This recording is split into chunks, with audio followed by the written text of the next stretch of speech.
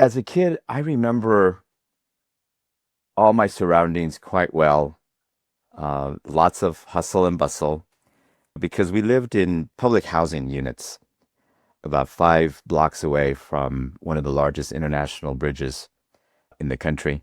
So you can just imagine all the commotion that was going on.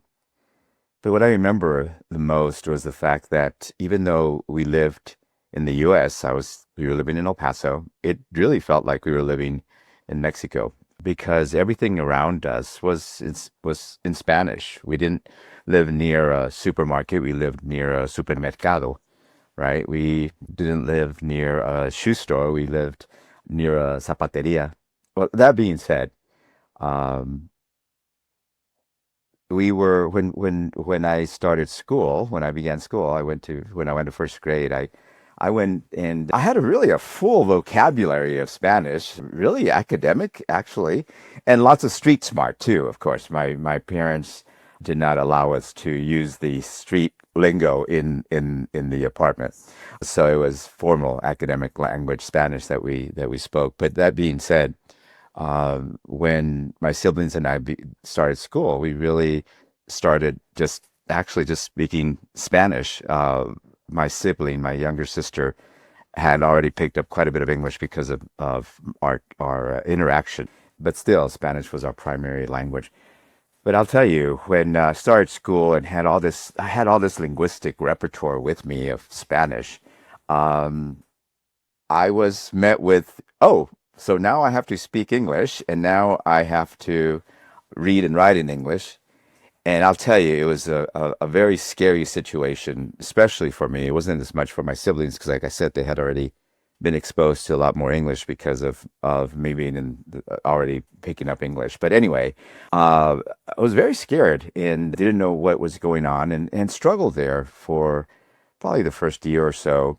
And then I had this wonderful experience, and so did my siblings, and I call it the KFC effect. And some of you who have heard me speak before, I bring up the KFC effect because it was the KFC effect that made things for me and for us, just so much brighter, so much joyous.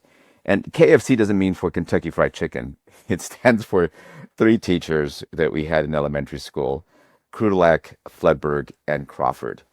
Didn't speak a lick of Spanish, but what was really interesting is that I always say that they were way ahead of their time because they honored what we had, what we brought to school as we should, right?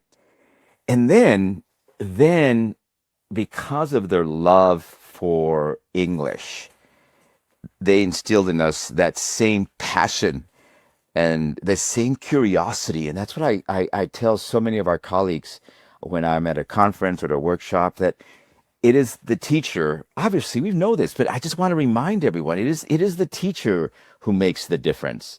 It is the teacher's passion. It is the teacher's curiosity about what is around them, and especially language. And that was what really made us fall in love with language. And I can tell you that I was just mesmerized by the connections they would make between English and Spanish. And again, this was many, many years ago, right? When we didn't have all this research out there that we have now of the importance of embracing our language, our linguistic repertoire that we bring with us to school. And that's what they did. And it was through those three sweet, sweet teachers. And that was, it was there was an alignment. It was an all in one grade that they kept on building and building and building. And at the time, it was the whole class that would go from, one classroom. They mostly all the kids would stay together and then go into the next one. And we were so lucky that we were taught by such wonderful linguists, and so were my siblings. And I'll tell you, I we grew up in public housing. We grew up in poverty. We had very supportive parents, and they always said, "Mijo, la educación eso va a ser todo para ti.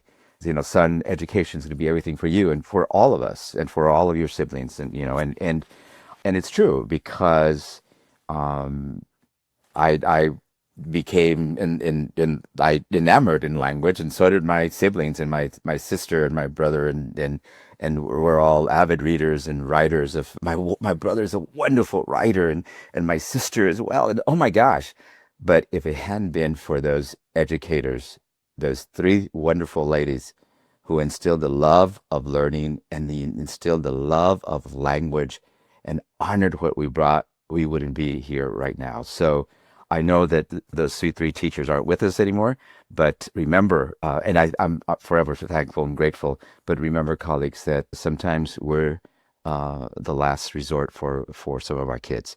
So carry on, and remember, language is everything. Hear more inspiring stories and get expert insights by subscribing to EdView 360. Visit us at voyagersopris.com to learn more.